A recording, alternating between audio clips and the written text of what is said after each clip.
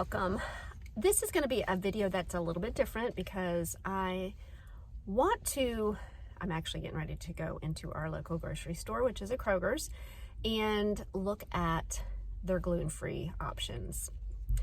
I had a friend recently call me and her son was diagnosed with celiac, and I just brought back memories of that first time I had to go to the grocery store and really didn't know where to begin.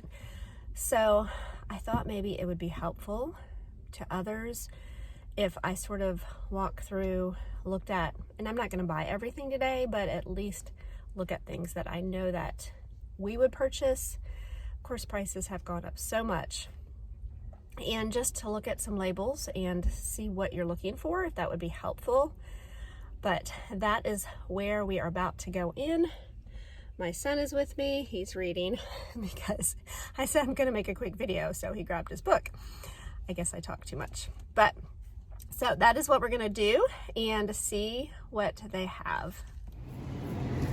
Okay, first walking in, you're in the produce section. Anything here is good. Just wanted to share that reminder with you. Oranges, apples, bananas, lots of kid-friendly things available.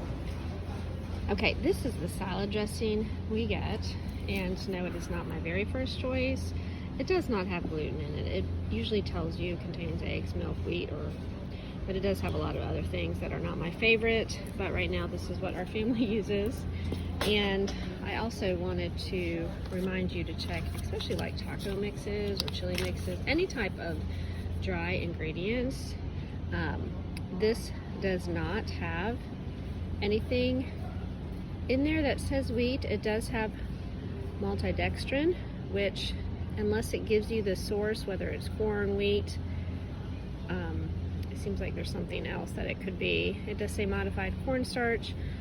So I try to find some that are a little bit more natural and don't have an anti-caking agent. So check the back of those. A lot of them will tell you if they actually have wheat in them though. Of course, the bread section is something you are going to have to avoid, except I'm seeing it right there, gluten-free bread. I usually get that at Walmart, and it's in a separate section. Let's look over there real quick.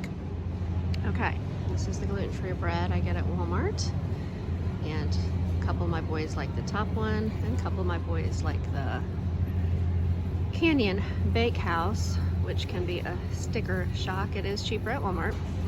They are having a good sale on the other kind. So both of these are good. They're better than the ones in the freezer section. Okay, here is another section. I am thinking about kids. When my second oldest, who is 18 now, he was actually just turned 7. Macaroni and cheese is part of their life. This says organic and it says gluten-free. Never tried any of these. They have this, the GF says gluten-free. And they also have a dairy-free. Let me see, and it says gluten-free. Still check the ingredients for allergies, make sure, but usually it's pretty. It has the GF on the front. I still check just in case because I have found mistakes. But we actually just get our own noodles and make our cheese sauce now. But if you just have one or even two, and you just want something to go along with what you're making, these might be something to try. Okay, rice and beans are options too. Okay, here's something else that we are looking at. And that's another thing, is lots of chips now actually have whether they're gluten-free or not, which is good. Gives you what they contain, but also look at the ingredients just in case. Just get yourself used to it. The maltodextrin is something to look for, and in this it actually says it's from corn, so that's good. Okay, here is another section. These are the ones I usually get. I can't remember if I did some research on them or why. I think for me the less ingredients is better, and really that is what I usually look for when I am looking for things. Anything really, but in the baked goods also. Okay, then we have all of these flowers, and it can be a little overwhelming. Right now I am just using this one and it works great. Sometimes you can find it on sale or online cheaper. I do use this. I have some of this at home. This is a popular thing and lasts a lifetime when you buy a bag of it, even though it is expensive. So a lot of ingredients gluten-free will call for this, but it does last a very long time. There's also oat flour.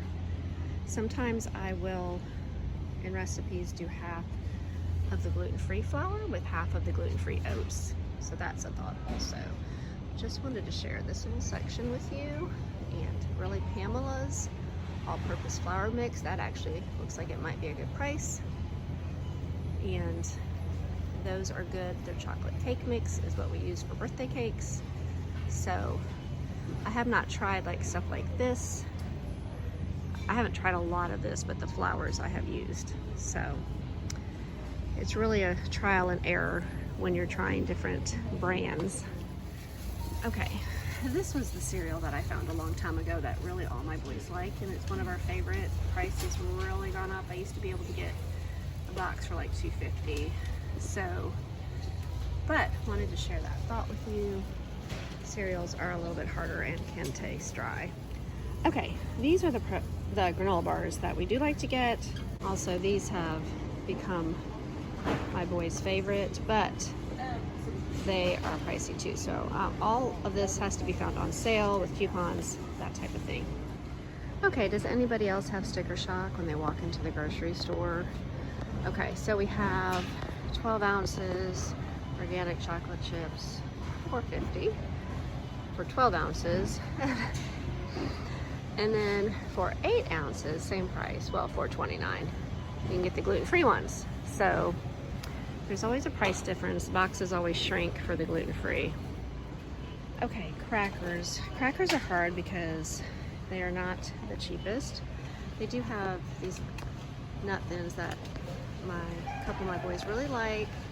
Actually on sale today, and really there's not a lot in the ingredients, and they really like these. So every once in a while we will get a box of these, but I will show you what we do eat probably too much of. Okay, corn chips is probably something that we would pick. We actually get a brand at Walmart or Sam's Club that the boys really like. So you get a lot more for a lot cheaper than crackers. Okay, here's the freezer section of breads, and we actually used to get Udi's a lot. They didn't have a lot of choices 10 years ago, and it really is good toasted, but other than that, it's not the best. I have tried this. I think the pizza is really good. These are bagels. Ooh, expensive though. So, yeah, that's usually how gluten-free is. It's a sticker shock. Okay, pizza, gluten-free.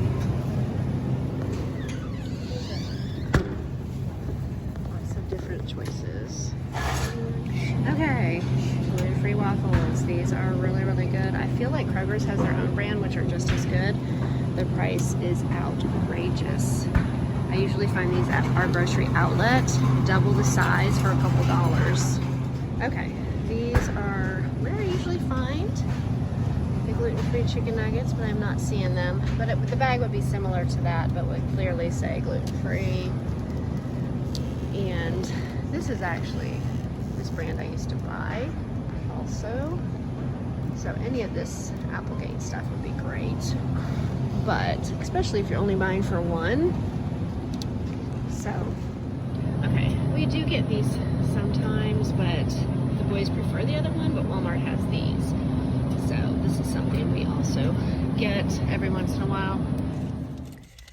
Okay, I got as much as I could at the grocery store. It was a little awkward, but I feel like there are so many other things that I would like to share. So I think I'm going to finish the video at home and share some other ideas and maybe ways that you can simplify it and save some money.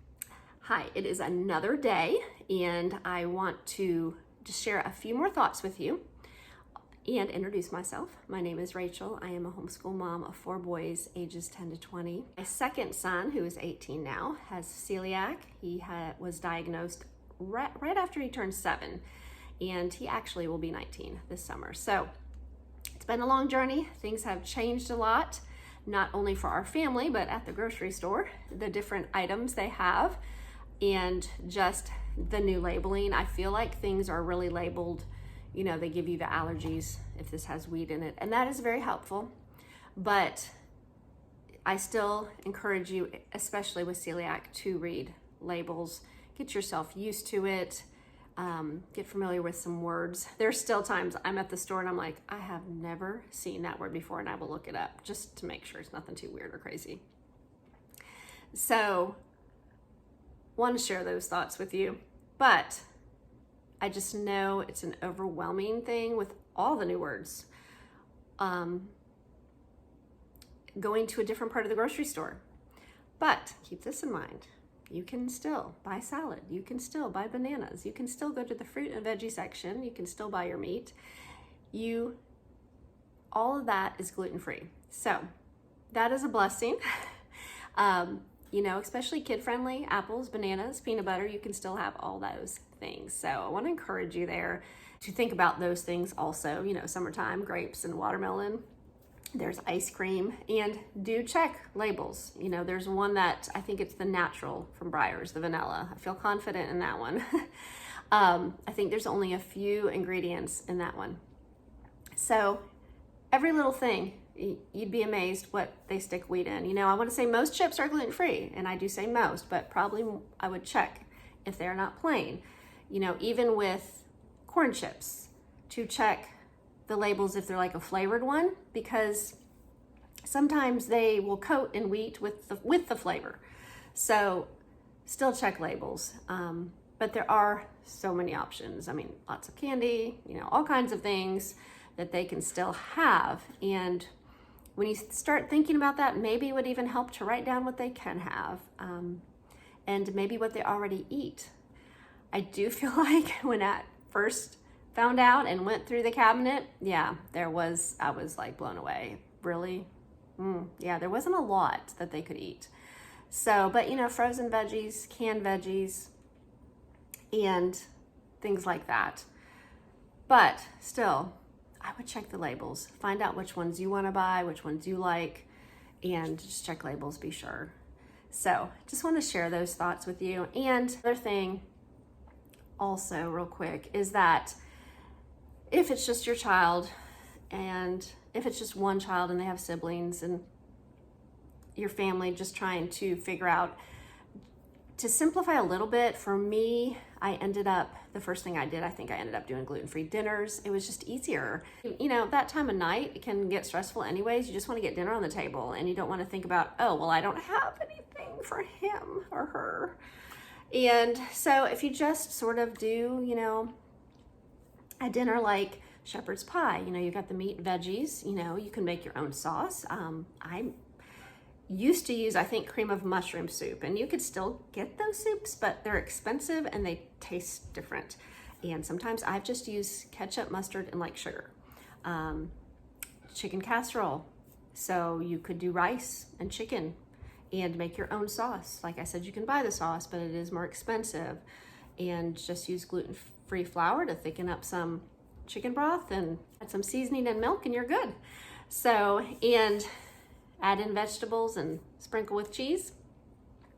So you can also use noodles instead of the rice. I will show you the noodles that we prefer, and they're actually from Aldi's.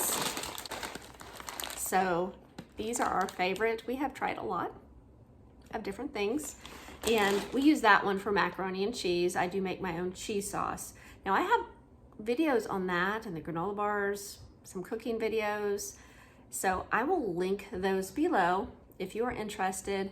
And if you want something more specific in a video, let me know if this is helpful. I don't even know if this is helpful. And these I actually use for the spaghetti, because I feel like I've had a hard time finding the long noodle spaghetti. But with that, I might just add in a little bit of that cheese sauce, because when I make the cheese sauce, I've started doubling it or tripling it just to last. And so I will add a little bit with the spaghetti and make more of a baked spaghetti with the tomato sauce and that type of stuff. So Lots of things that, if you start thinking about it, dinners aren't usually too hard.